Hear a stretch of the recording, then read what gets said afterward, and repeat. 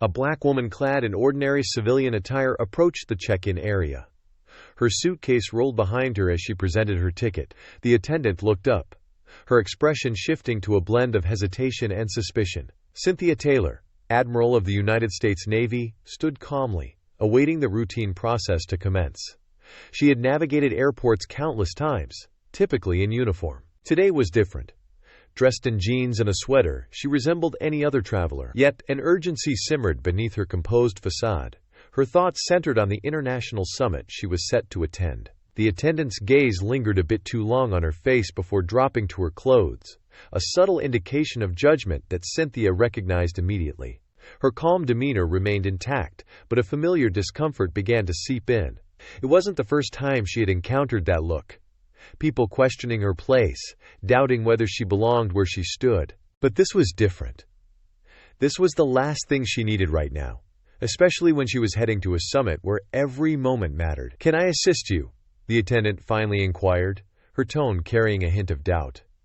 "Yes, I'm on flight 624 to Washington, D.C. first class," Cynthia replied, her voice steady, hoping to sidestep unnecessary complications. She handed over her military ID, along with her ticket, expecting the usual swift process. After all, she had been booked on countless first-class flights before, and her credentials were indisputable. Yet the attendant's fingers hovered over the keyboard, and her eyes scrutinized the ID for longer than necessary. "Are you certain this is your flight?" the attendant asked, her eyes narrowing slightly as she examined the ID, then looked back at Cynthia's face. It was as if she couldn't quite believe what she was seeing. Cynthia felt a slight tightness in her chest, but her voice remained composed. "Yes, this is my flight. I'm on official Navy business." She hoped her tone conveyed the seriousness of the situation, but it seemed to have the opposite effect. The attendant's frown deepened, and she signaled to a colleague, a young man named John, who appeared with the same skeptical expression. Cynthia observed as they exchanged a glance, an unspoken communication that spoke volumes. She felt her pulse quicken slightly, but she maintained her calm. This wasn't the first time her identity had been questioned, but it always caught her off guard. Despite her rank, despite her achievements, it was always the same judgment based on her appearance. "Can I see your ID once more?" John asked, his voice polite but tinged with doubt. Cynthia handed over the documents without hesitation. Inside, a mix of frustration and resignation bubbled beneath her composed exterior. She understood exactly what this was, but part of her hoped they would soon recognize their mistake and let her through. John scrutinized her ID, flipping it back and forth as if expecting to find something amiss. "This seems unusual," he muttered, barely loud enough for her to catch. Cynthia clenched her jaw slightly but kept her voice steady. "It's not unusual. I'm Admiral Cynthia Taylor of the United States Navy, and I'm on my way to an important summit. If you could please expedite this process, I'd appreciate it." Her words seemed to hang in the air, met with a silence that felt heavier than it should have. The attendant shifted uncomfortably, while John continued to examine the ID. Cynthia could feel her patience wearing thin, but she forced herself to remain calm. She had to. She represented more than just herself right now. Her mission was critical, and she couldn't afford to let this delay escalate any further. "Just a moment, ma'am," John finally said, looking up. "We need to verify some information." He walked away, leaving Cynthia standing there, the clock ticking loudly in her mind. Every second lost here was time she couldn't afford. The attendant remained at her post, her eyes avoiding Cynthia's. It was clear she didn't believe the credentials either, but for now, there was nothing left to do but wait. Cynthia could feel the frustration rising within her. She had faced situations like this before, but it never got easier. The questions, the suspicion, the disbelief. It was a constant reminder that no matter how high she rose, there were always those who couldn't see past her appearance. Minutes passed, and Cynthia noticed the growing line of passengers behind her, some glancing over curiously. She could sense the whispers, the quiet judgments, even though she couldn't hear them clearly. Her fingers tightened around the handle of her suitcase. She had been prepared for the summit, for the discussions and debates that would take place there, but she hadn't anticipated facing a challenge before even leaving the airport. John returned with a supervisor in tow, a middle-aged man with a stern expression. Cynthia could see where this was headed, and it wasn't good. The supervisor approached the counter, glancing briefly at her before taking the ID from John. "We just need to verify a few things," he said, his tone professional but cold. Cynthia nodded, though inside her patience was nearly spent. She had never been one to demand special treatment. But this wasn't about special treatment. This was about being treated fairly, about being allowed to board a flight like any other passenger. "Is there a problem?" Cynthia asked, her voice calm but firm. "I've provided my ID. I've explained that I'm on official business. I don't understand what the issue is." The supervisor looked at her, his expression unreadable. "It's just a routine check," he replied, though the doubt in his eyes betrayed his words.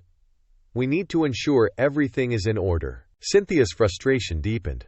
This wasn't a routine check, and they both knew it. But there was nothing left to do but wait. Her pulse quickened as she glanced at the time. She had no choice but to stay calm, to endure this, because there was something bigger at stake than her pride. Cynthia stood there, maintaining her composure, but the irritation beneath the surface was growing. John, still holding her ID, examined it as though it were a foreign object, his brow furrowed in exaggerated concentration. Cynthia could feel the tension thickening around her. She'd been through similar situations before, but this one felt different. The condescension was palpable. Her polite explanations that she was on official Navy business were met with skepticism, as if her words were not enough, as if her presence was somehow suspect. Other passengers in the line began to take notice. She could feel their eyes on her, whispering behind her back, their judgments seeping into the atmosphere like a slow, suffocating fog. A man in a sharp business suit just behind her let out a loud, impatient sigh. "What's the holdup? Is she even supposed to be here?" His voice laced with irritation, and Cynthia could sense the crowd's patience wearing thin. Her mind raced. Every moment here was a delay in her mission. She was supposed to be on her way to a crucial summit that couldn't wait, but here she was being questioned as though she were a criminal. The reality of her situation pressed down harder now. She wasn't just fighting against time. She was battling against assumptions that had been placed on her the moment she walked up to that counter. John finally looked up from her ID, his tone neutral but clearly dismissive. "We're going to need some time to verify your information. Please wait over there."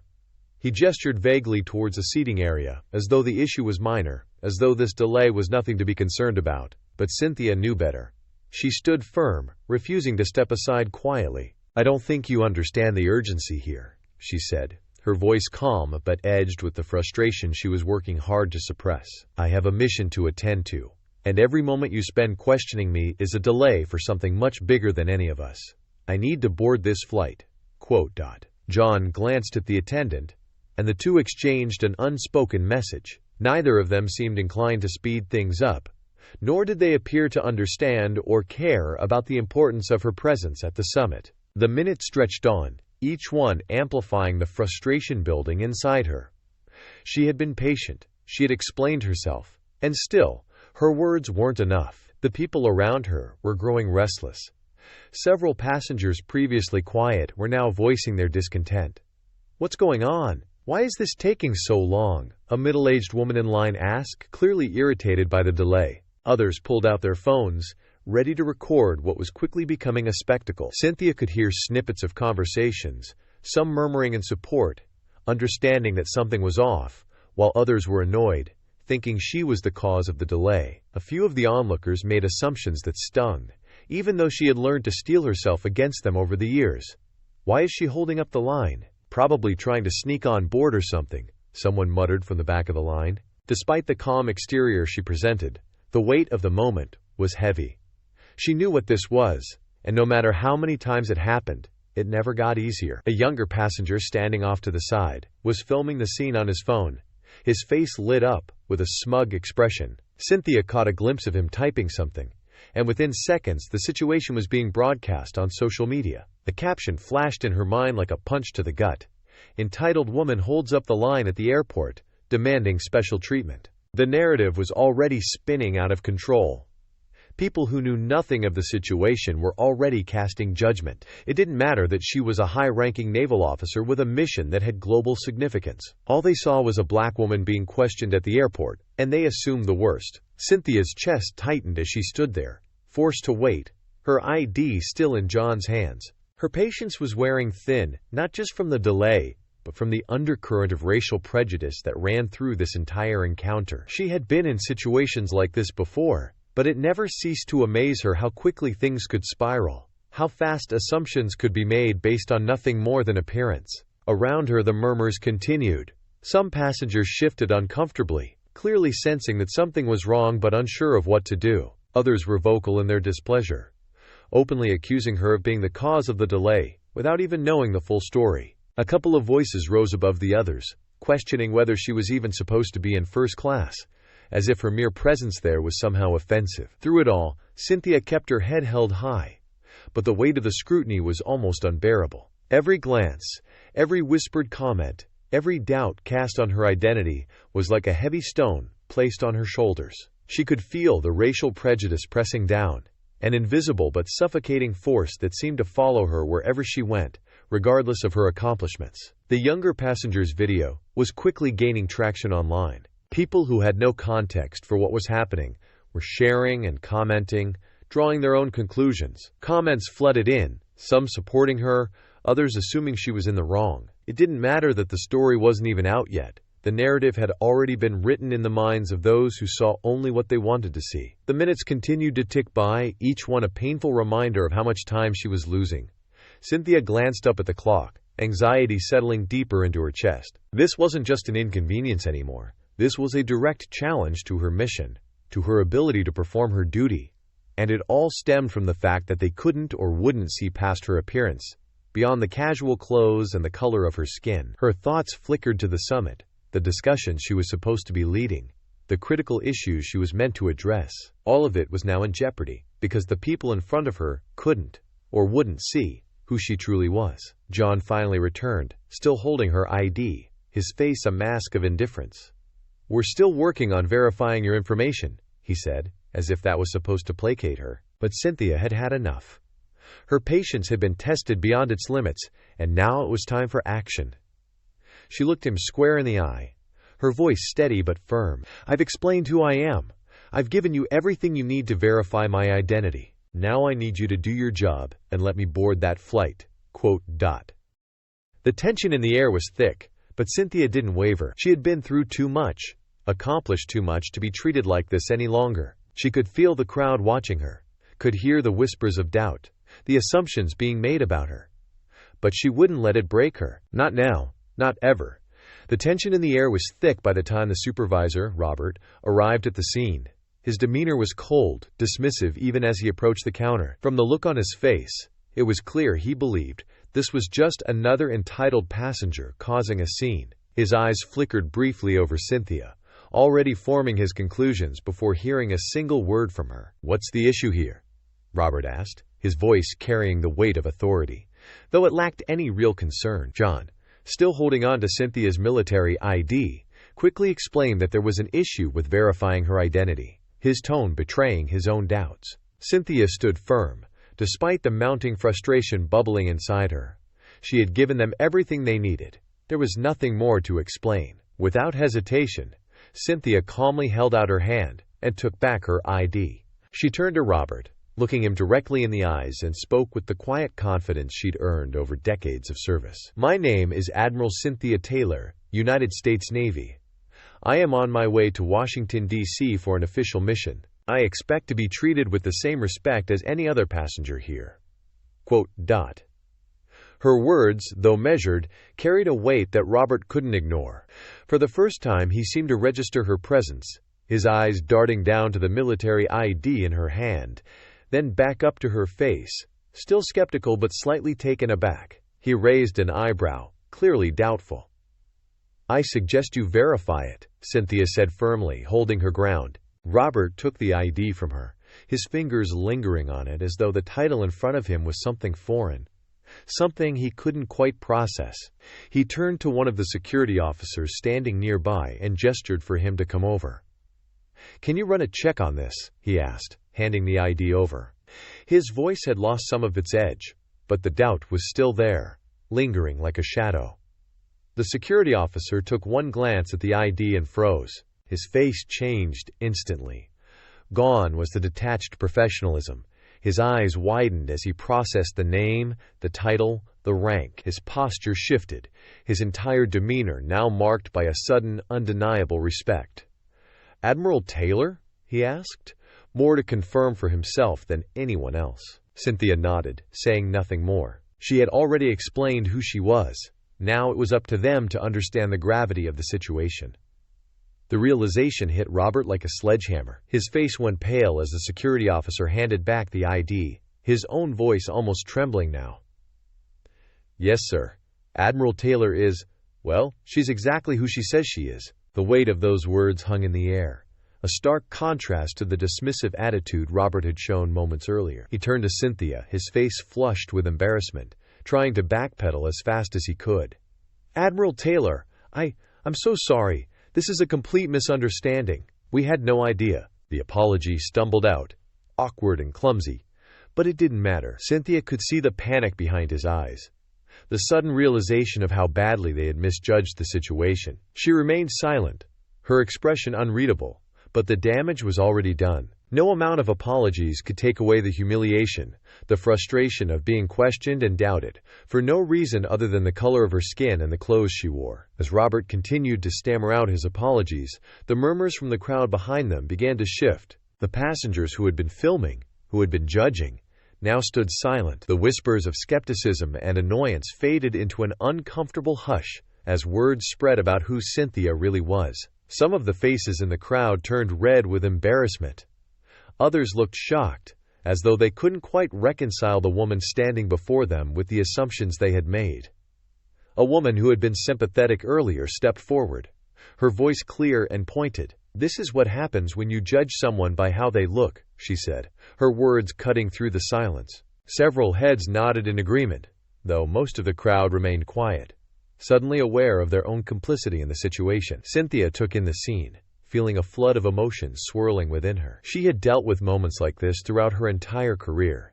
Situations where her identity was questioned, her abilities doubted, her presence met with skepticism. But no matter how many times it happened, it never got easier. The anger, the sadness, the exhaustion, it was all there, settling heavily on her shoulders. She thought back to everything she had accomplished, the lives she had impacted, the mission she had led. She had dedicated her life to serving her country, to protecting the very people who now stood in judgment of her. And yet, despite everything, it seemed none of it mattered unless she wore her rank on her sleeve for everyone to see. Why did her uniform or her title have to be a prerequisite for basic respect? The security officer, now fully aware of the magnitude of his mistake, turned to Robert, his voice almost pleading. "We need to expedite this now." Robert nodded quickly, already motioning for the staff to rush Cynthia through the remaining procedures. As the airport staff scrambled to make up for lost time, Cynthia stood still, her face calm but her thoughts racing. The damage had already been done. She would make it to her destination, but not without carrying the weight of this moment with her. The sting of humiliation lingered, sharper than it should have been, given all she had achieved. But it wasn't just about this moment. It was about all the moments that had come before it, and all the ones that would follow. She could see the shift in the crowd's demeanor, the quiet embarrassment on the faces of those who had been quick to judge. But the judgment had already happened. It couldn't be erased. Some looked away, unable to meet her gaze, while others still had their phones raised, capturing every second of the unfolding scene. "Admiral Taylor," Robert began again, his voice softer now, almost pleading, "we'll get you on your flight immediately. Please accept our sincerest apologies. This was never supposed to happen." Cynthia simply nodded, her silence more powerful than any word she could have offered. She didn't need to respond. They had already seen the consequences of their actions. She allowed them to rush her through, though the weight of their earlier treatment still pressed down on her, heavy and undeniable. As they hurried to get her onto the plane, Cynthia knew one thing for certain. While she may have been cleared to board, the damage to her dignity had already been done, and no amount of backpedaling or apologies could take that away. Cynthia boarded the plane, her mind still processing the events of the past hour. She moved quietly down the aisle, feeling the weight of the eyes on her. The other passengers now knew exactly who she was. The whispers had changed from annoyance and impatience to admiration or, in some cases, quiet embarrassment. Some avoided eye contact, likely ashamed of their earlier assumptions, while others watched her with newfound respect, realizing too late the person they had so quickly judged. She found her first-class seat and settled into it, finally allowing herself a moment to breathe. But instead of relief, a wave of exhaustion washed over her. She had gotten through the confrontation, But her mind wouldn't let it rest. The humiliation of having her identity questioned, of being reduced to a problem in the eyes of the airport staff, still lingered in the back of her mind. As the plane began to fill, Cynthia reached into her bag and pulled out her phone, hoping to distract herself from the events at the airport. She opened her notifications and was immediately met with a barrage of messages. Her heart sank as she realized what had happened. The video of her altercation at the check-in had already gone viral. Headlines flashed across her screen, expressing outrage and sympathy for the treatment she had received. Black naval admiral stopped at airport. Discrimination or mistake? Racism in plain sight? Admiral blocked from boarding. Quote, dot. Cynthia's fingers hovered over her phone as she scrolled through the messages and articles. She knew this would happen. The cameras had been rolling from the moment the tension escalated, and she had felt the crowd feeding on the spectacle. But now, seeing the outpouring of responses, she felt an overwhelming sense of exhaustion. She was too drained to engage with it, too tired to relive the moment in public discourse, at least for now. The plane taxied down the runway, and as the wheels lifted off the ground, Cynthia leaned back in her seat, her thoughts drifting. She thought about how far she had come, from a young girl with dreams of serving her country, to one of the highest-ranking officers in the Navy. Her journey had not been easy.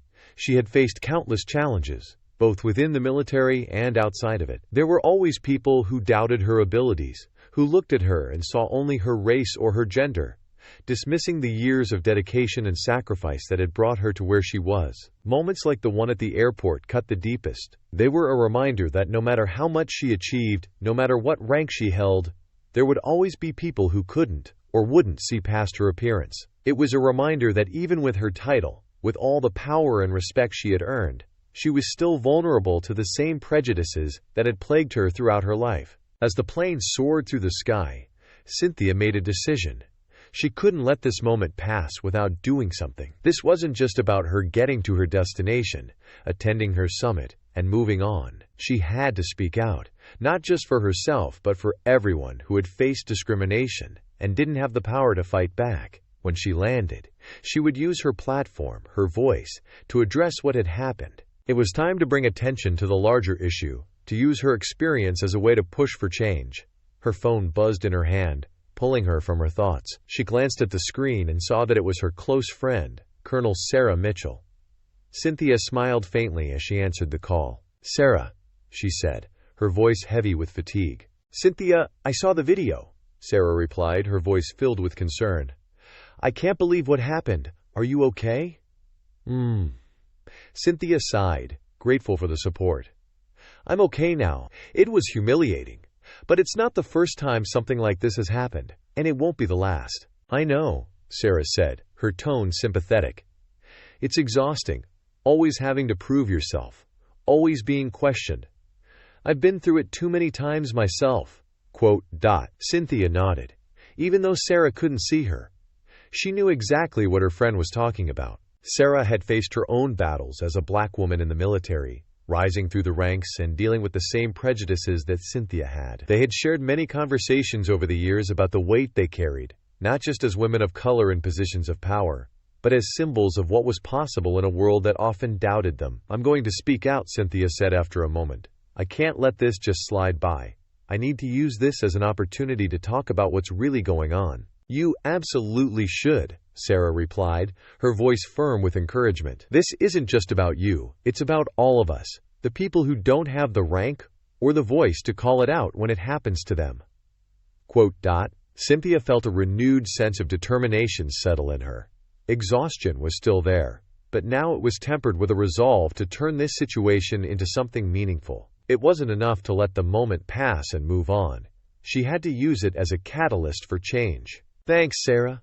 It means a lot," Cynthia replied, her voice soft but resolute. As the plane continued its journey, Cynthia prepared herself for what was to come. The press would want statements. The public would demand answers.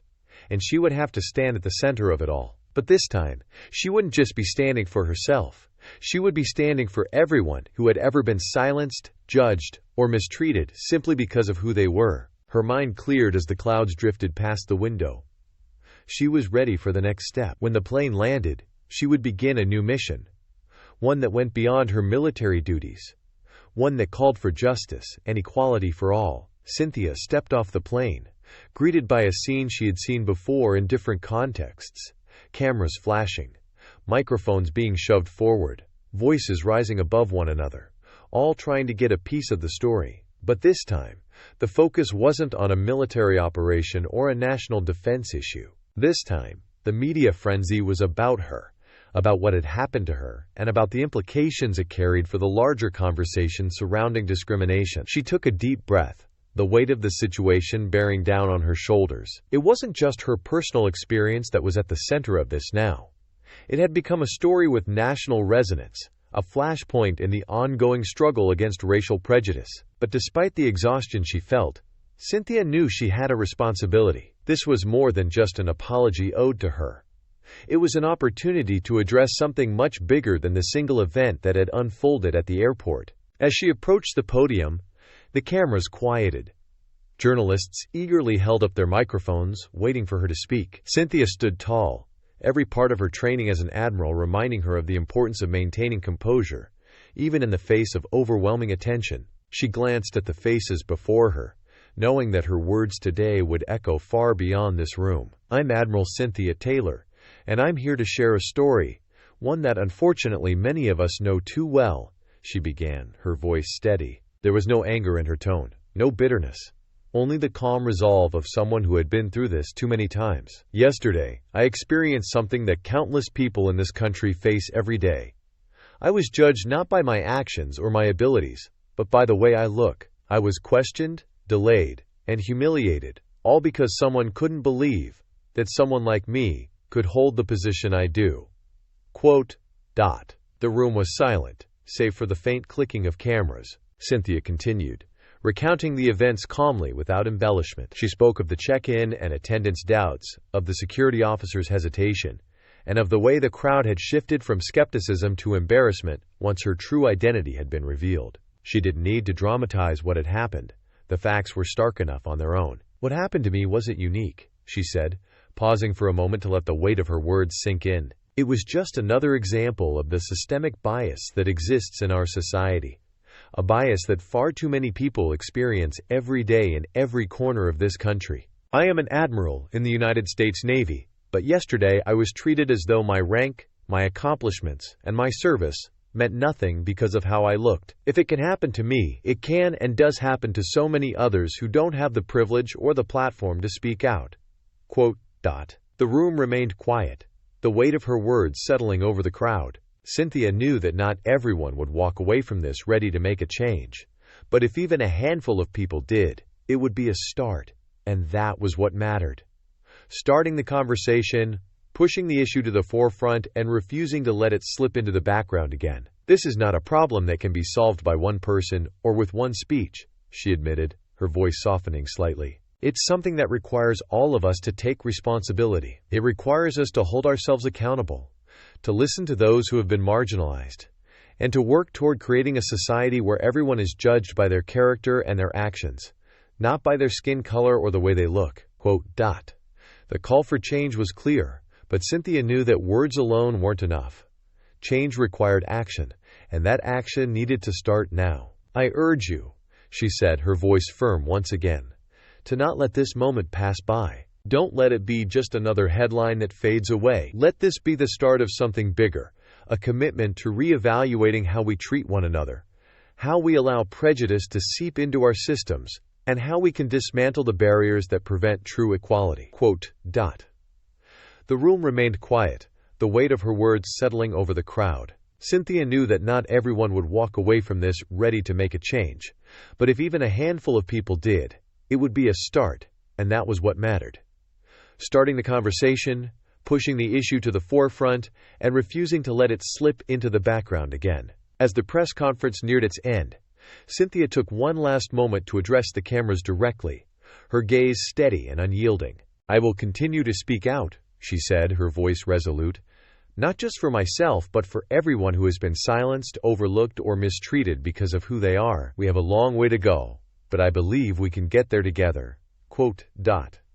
With that, she stepped back from the podium, her message clear. The story that had started with humiliation and frustration had now become something much bigger, an opportunity to push for real change. The impact of her words would ripple out, sparking discussions in homes, workplaces, and communities across the nation. Cynthia knew the road ahead wouldn't be easy, but she was ready for it. And now so was everyone else.